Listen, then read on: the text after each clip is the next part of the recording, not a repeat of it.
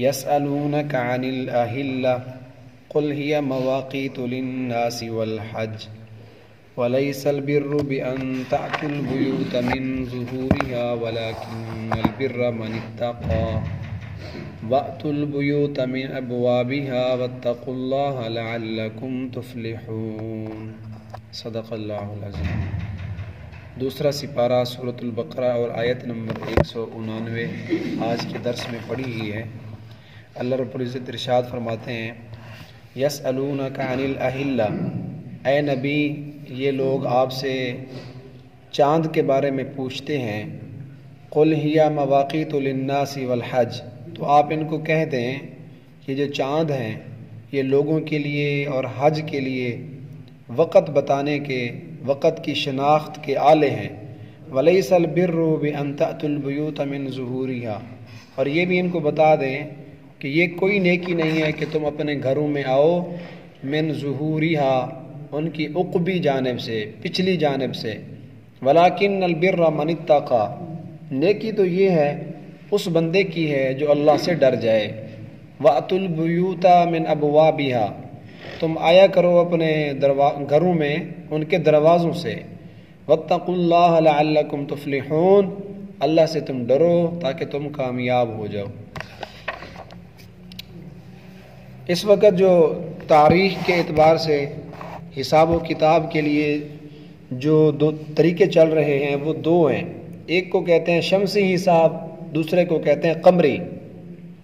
جو قمری حساب کتاب ہے، قمری تاریخ ہے، اس کو اسلامی تاریخ بھی کہتے ہیں۔ اس کے لیے اسلامی کیلنڈر بنے ہوئے ہیں جس کا آغاز محرم سے ہوتا ہے۔ کل مہینے 12 ہیں اور ان 12 مہینوں کا تذکرہ قرآن مجید میں بھی ہے۔ ان عدۃ الشہور عند اللہ 12 شہرا، کہ اللہ نے مہینوں کی کل تعداد 12 بنائی ہے۔ تو یہ جو قمری حساب کتاب ہے، قمری مہینے محرم سے شروع ہوتے ہیں اور ذوالحجہ پر ختم ہوتے ہیں۔ اور دوسرا طریقہ اس میں رائج ہے ہمارے دنیا کے اندر، وہ ہے شمسی حساب کتاب، جس کو شمسی مہینے کہتے ہیں، جو جنوری سے شروع ہوتے ہیں، دسمبر پہ ختم ہوتے ہیں۔ تو ہمارے جو اسلامی احکامات ہیں جن کے مطابق ہم بہت ساری عبادات کرتے ہیں، اس کا تعلق جو ہے وہ قمری مہینوں سے ہے، چاند کے اعتبار سے ہے۔ اور چاند کو عربی کے اندر اس کے بہت سارے نام ہیں۔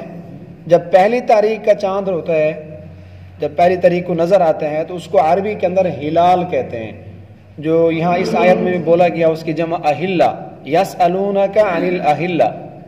اور جب 13، 14 اور 15 تاریخ کا چاند ہو جاتا ہے، فل اپنے جوبن پر ہوتا ہے، چاند پورا ہو جاتا ہے، تو اس کو عربی میں بدر کہتے ہیں۔ بدر کا معنی بھی چاند ہے۔ اور اس کے علاوہ جو تاریخیں ہیں ان میں اس کو قمر کہتے ہیں۔ تو ہلال بھی کہتے ہیں جب پہلی تاریخ کا چاند ہو، بدر کہتے ہیں جب 13ویں، 14ویں اور 15ویں کا چاند ہو، اور قمر کہتے ہیں مطلقاً کسی بھی تاریخ کا چاند ہو۔ تو حضور علیہ الصلوۃ والسلام کے پاس لوگ آ کر سوال کرتے ہیں کہ یا رسول اللہ، یہ چاند کا کیا معاملہ ہے؟ کبھی بڑھ جاتا ہے، کبھی گھٹ جاتا ہے۔ پہلی تاریخ کو بالکل چھوٹا سا ہوتا ہے، بال جتنا، صحیح طرح نظر بھی نہیں آتا، اور آہستہ آہستہ پھر بڑھتا جاتا ہے، پھر درمیان میں جا کے پورا ہو جاتا ہے، پھر گھٹنا شروع ہو جاتا ہے، کبھی جلدی طلوع ہوتا ہے، کبھی دیر سے طلوع ہوتا ہے، تو کبھی آ رہا ہے، کبھی جا رہا ہے، اس کا یہ کیا معاملہ ہے؟ لوگوں نے آ کر سوال کیے حضور علیہ السلام سے۔ تو اللہ تعالیٰ نے ان کے پوچھنے پر یہ وحی نازل فرمائی کہ اے نبی، یہ آپ سے چاند کے بارے میں سوال کر رہے ہیں، تو آپ ان کو کہو کہ یہ جو چاند ہے نا، مواقیت للناس والحج، یہ لوگوں کے لیے وقت پہچاننے کا آلہ ہیں، تاریخ معلوم کرنے کا آلہ ہیں، والحج، اور حج کے لیے یہ مواقیت ہیں، وقت پہچاننے کے، شناخت کے آلے ہیں۔ تو اس آیت سے بھی معلوم ہوتا ہے، اور علماء نے بھی لکھا ہے کہ جتنے بھی ہماری عبادات ہیں جو موقت ہیں، جن کے لیے خاص ٹائم مقرر ہے، تو ان کا تعلق قمری مہینے سے ہے، اسلامی تاریخ سے ہے۔ حج ہے تو یہ انگریزی حساب سے تو نہیں ہوتی، یہ قمری حساب سے ہوتی ہے۔ اور حج کے جو مہینے ہیں، الحج اشہر معلومات، اللہ پاک فرماتے ہیں حج کے چند مخصوص مہینے ہیں، ذوالقعدہ، ذوالحجہ، محرم، تو ان کا تعلق بھی اسی چاند کی تاریخ سے ہے۔ اسی طرح ہم روزے رکھتے ہیں تو روزوں کا تعلق بھی اسی چاند کی تاریخ سے، رمضان المبارک، تو رمضان کا جو مہینہ آتا ہے وہ چاند کے حساب سے ہوتا ہے۔ ہم کہتے ہیں بھی چاند نظر آ گیا، اب عید کا چاند نظر آ گیا، اور اس طرح اور بھی بہت ساری عبادات ان کا تعلق بھی اسی چاند کی تاریخ سے ہے۔ زکوٰۃ کے بارے میں بھی لکھا ہے علماء نے بہتر اور زیادہ احتیاط اسی میں ہے کہ زکوٰۃ چاند کے حساب سے دی جائے۔ اور مثال کے طور پہ اگر کسی آدمی کو مال ملا ہے نصاب کے بقدر یکم رمضان کو، تو اپنے پاس وہ ڈائری میں لکھ لے کہ یکم تاریخ کو میں صاحب نصاب ہوا تھا، اللہ نے مجھے مال دیا تھا۔ کسی کو اگر 52.5 تولے چاندی کے بقدر مال مل گیا جس کی مالیت تقریباً 56,000 یا 60,000 کے قریب ہے، ضرورت سے زائد اگر کسی کو 60,000 جس تاریخ کو ملا ہے عربی اعتبار سے، وہ اسی تاریخ کو نوٹ کر لے کہ اس تاریخ کو میں مالدار ہوا تھا، اللہ نے مجھے مال والی نعمت دی تھی، تو اس کا سال اگلے سال اسی تاریخ کو پورا ہوگا۔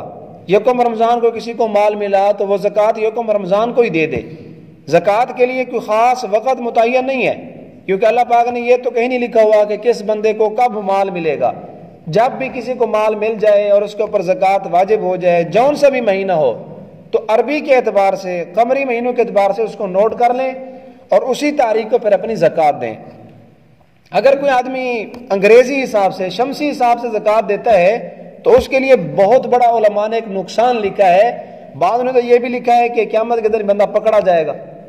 اگر کوئی آدمی انگریزی حساب سے زکوٰۃ دیتا ہے تو انگریزی کا جو مہینہ ہوتا ہے وہ 1-2 دن زائد ہوتا ہے عربی مہینے سے، اور اسی طرح جو سال ہوتا ہے انگریزی کا، شمسی سال جو ہوتا ہے وہ قمری سال سے 8-10 دن بڑا ہوتا ہے۔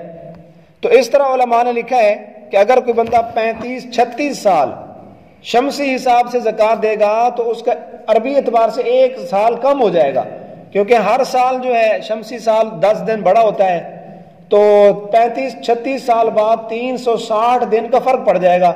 تو اگر کوئی انگریزی حساب سے دیتا جائے 35 سال دیتا رہے تو اس کا 1 سال یعنی 360 دن کم ہو جائیں گے، تو گویا کہ اس نے 1 سال کی زکوٰۃ کھا لی۔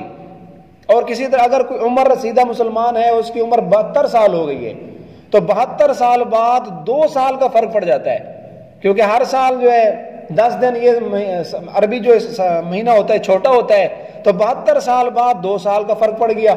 تو اب اس بندے نے کتنی بڑی غلطی کی، 2 سال کی زکوٰۃ اس نے کھا لی اور اس کو پتہ ہی نہیں ہے۔ یہ انگریزی حساب سے، شمسی حساب سے زکوٰۃ دے رہا ہے اور ہر سال جو ہے 10 دنوں کی زکوٰۃ کم ہوتی جا رہی ہے، تو 36 سال بعد 360 دن کم ہو گئے، اور 72 سال بعد اس کے 2 سال کم ہو گئے، تو 2 سال کی زکوٰۃ اس کے ذمہ رہ گئی، تو قیامت کے دن پکڑا جائے گا۔ اس لیے علماء نے لکھا ہے کہ زکوٰۃ بھی انگریزی حساب سے دی جائے تاکہ 1-8 دن کا بھی فرق نہ پڑے۔ اور اس کے علاوہ اور بھی بہت ساری جو ہماری عبادات ہیں، مثال کے طور پہ عورت جو عدت گزارتی ہے تو وہ بھی اسی انگریزی کے قمری مہینوں کے حساب سے گزارتی ہے۔ اور اس سے اگر تاریخ کا مطالعہ کیا جائے شریعت کا تو معلوم ہوتا ہے کہ جو قمری مہینے ہیں ہم سے پہلے جو انبیاء تھے ان میں بھی تھے، جیسے کہ موسیٰ علیہ السلام کے بارے میں حضور صلی اللہ علیہ وسلم نے فرمایا کہ ان کو 10 محرم کو نجات ملی تھی۔ فرعون سے جب وہ بھاگے تھے تو 10 محرم تھا، اور اس کی خوشی میں یہودی روزہ رکھتے تھے، تو حضور صلی اللہ علیہ وسلم نے فرمایا 10 محرم کو وہ روزہ رکھتے ہیں تو مسلمانوں کو حکم دیا آپ بھی روزہ رکھو، اس لیے کہ مسلمانوں کا تو موسیٰ علیہ السلام سے تعلق زیادہ ہے، ہم ان کے زیادہ قریب ہیں۔ تو گزشتہ انبیاء میں بھی یہی تاریخ رائج تھی قمری مہینوں کے حساب سے، اور علماء نے اس کے بارے میں لکھا ہے کہ قمری حساب کتاب کو باقی رکھنا یہ فرض علی الکفایہ ہے۔ اگر کوئی لوگ بھی قمری تاریخ نہ لکھیں، ہر کچھ چھوڑ دے، تمام دفاتر میں، اپنے حساب کتاب میں، معاملات میں سارے لوگ وہ شمسی تاریخ لکھنا شروع کر دیں جو جنوری دسمبر والے مہینے ہیں، تو سارے گناہ گار ہوں گے۔ تو اس تاریخ کو باقی رکھنا فرض کفایہ ہے، اور مستحب کے درجے میں لکھا ہے کہ جب ہم کہیں تاریخ لکھیں، کوئی آپس میں معاہدہ کرتے ہیں، کوئی لین دین میں، اپنے لیٹر پہ، اپنے دستوں میں، کاپی میں، حساب کتاب میں، تو پہلے عربی کی تاریخ لکھیں اور پھر آگے بامطابق لکھ کر انگریزی کی تاریخ لکھ دیں۔ تو یہ تاریخ عربی کے اعتبار سے لکھنا، یعنی محرم، صفر، ربیع الاول کے اعتبار سے لکھنا، یہ مستحب ہے، باعث اجر ہے، اور سارے لوگ چھوڑ دیں گے تو گنہگار ہوں گے۔ تو اسی لیے اللہ پاک نے فرمایا آپ سے یہ سوال کرتے ہیں چاند کے بارے میں تو آپ کہہ دیں یہ تو وقت پہچاننے کے آلے ہیں، والحج، اور حج کا خاص طور پہ ذکر کیا کہ حج کے دن پہچاننے کا یہ چاند آلہ ہے کہ حج کے مہینے کب آ رہے ہیں۔ مثال کے طور پہ جب 9 ذوالحج ہوتی ہے، ذوالحجہ کے مہینے کی چاند کی 9 تاریخ ہوتی ہے، تو اس دن عرفات میں جانا ہوتا ہے، پھر 10 ذوالحج کو 11 12 کو جو خاص رکن ہیں طواف افاظت طواف زیارت یہ کرنا ہوتے ہیں. تو یہ سارے احکام حج کے خاص طور پہ وہ تو چاند سے متعلق ہے. وَلَيْسَ الْبِرُّ بِأَنْ تَأْتُوا الْبُيُوتَ. آگے زمانہ جاہلیت میں ایک رسم تھی لوگوں کی، اس کے بارے میں قرآن مجید بتلاتا ہے کہ جب لوگ حج کے لیے جاتے انہوں نے حج کا احرام باندھ لیا ہوتا.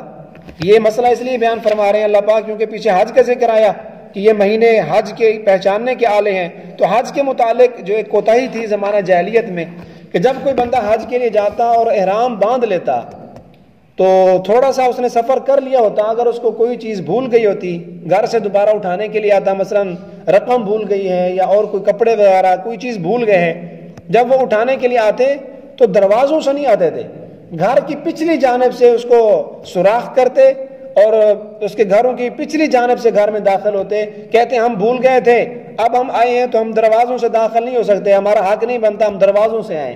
تو پیچھے سے دیواریں توڑ کے اندر آتے. اور قرآن مجید نے اس کی نفی کی ہے. دیکھو یہ تم نے اپنے عقل سے کبھی سوچا ہے کہ یہ کون سی عبادت ہے؟ اگر تمہیں کوئی چیز بھول بھی گئی ہے تو انسان عقل سے سوچ لے بھی کیا ہو گیا، تو سیدھی طرح آؤ، دروازوں سے آؤ، چیز اٹھاؤ پھر چلے جاؤ. لیکن ویسے ان میں ایک رسم پڑ گئی تھی، پتہ نہیں اس کی بنیاد کہاں سے ہوئی، تو یہ رواج بڑا عام ہو گیا تھا. اگر کسی کو کوئی چیز بھول جاتی وہ دوبارہ اٹھانے کے لیے آتا تو گھر کی پیچھے والی دیوار توڑ کے اس کو نقب لگا کے پھر اندر داخل ہوتا. اور ایک مرتبہ ایسا ہوا کہ ایک صحابی تھے، وہ حج کے لیے جا رہے تھے، انہوں نے احرام باندھا ہوا تھا، تو جلدی کی وجہ سے کوئی چیز بھول گئے. جب دوبارہ اٹھانے کے لیے آئے تو دروازے سے داخل ہو گئے اور چیز اٹھائی اور لے کے چلے گئے. تو وہاں جو لوگ تھے انہوں نے شور مچا دیا کہ دیکھیں جی یہ پچھلی طرف سے نہیں ہے، یہ اس بندے نے تو بہت بڑی غلطی کی ہے، ہمارے آباء و اجداد کی رسم کو توڑ دیا، یہ دروازے سے داخل ہو گیا اور پھر نکلا بھی دروازے سے ہے. تو لوگوں نے واویلا و شور مچایا اور اس کو ملامت کیا. تو اللہ پاک نے قرآن مجید کی یہ آیت بھیج دی کہ ان کو بتاؤ کہ یہ کوئی نیکی نہیں ہے. وَلَيْسَ الْبِرُّ بِأَنْ تَأْتُوا الْبُيُوتَ مِنْ ظُهُورِهَا، کہ پچھلی طرف سے آؤ، دروازوں سے نہ آؤ، یہ کوئی نیکی نہیں ہے. وَلَكِنَّ الْبِرَّ مَنِ اتَّقَىٰ، نیکی یہ ہے کہ تم اللہ سے ڈرنے والے بن جاؤ، اللہ کا تقوی تمہارے دل میں آ جائے، یہ ہے اصل میں نیکی، یہ ہے ایمان. وَأْتُوا الْبُيُوتَ مِنْ أَبْوَابِهَا، تم آیا کرو اپنے گھروں میں دروازے کی جانب سے. تو اس طرح اپنی طرف سے کوئی چیزیں خود عبادت ان کو بنا لینا اور ان کو پھر ثواب کا درجہ دینا کہ اس طرح کرو تو ثواب ہوگا. جیسے ہمارے علاقے میں مشہور ہے کہ رات کو عورتیں جھاڑو نہ دیں. کیوں؟ اس لیے کہ رات کو جھاڑو دیں گے تو برکت چلی جائے گی. اگر کسی کو نمک ضرورت پڑ جائے تو شام کے وقت مجال ہے اس کو کہیں سے نمک مل جائے، کہتے ہیں اگر نمک دے دیں گے تو برکت چلی جائے گی. یہ ساری من گھڑت باتیں ہیں، جھاڑو دینے سے کچھ بھی نہیں ہوتا. جب بھی صفائی کی ضرورت ہو تو گھر میں جھاڑو دیا جائے، باعث اجر ہے، باعث ثواب ہے. صفائی تو پسند ہے، بلکہ صفائی کے بارے میں فرمایا طہور شطر الایمان، یہ تو ایمان کا حصہ ہے. تو ہمارے یہ بھی پرانی رسمیں چلی آ رہی ہیں، نمک نہ دو، اور پیچھے سے اگر کوئی آواز دے دے تو کہتے ہیں آج فتح نہیں ہوگی، آج کام پہ نہیں جاتے. ایسے جا رہے تھے، سامنے سے کوئی بندہ آ گیا، کہتے ہیں آج اس نے متھا مکروہ کر دیا، آج فتح نہیں ہوگی. تو زمانہ جاہلیت کے سارے کام ہیں، جیسا کہ انہوں نے ایک ایسے گھڑتو مسئلہ بنایا ہوا تھا، دروازے سے نہ آؤ، پچھلی طرف سے آؤ. تو اللہ نے سختی سے منع کر دیا، اس کے لیے وہی بھیج دی کہ اپنی طرف سے یہ نہ گھڑا کرو مسئلے، یہ کوئی عبادت نہیں ہے. واتقوا اللہ، تم اللہ سے ڈرو، اللہ کا خوف دل میں رکھو، لعلکم تفلحون، اور یہ خوف، یہ اللہ کا ڈر، اس کی وجہ سے تم کامیاب ہو جاؤ گے. اللہ پاک ہمیں ان احکامات کو سمجھنے اور ان پر عمل کرنے والا بنا دے.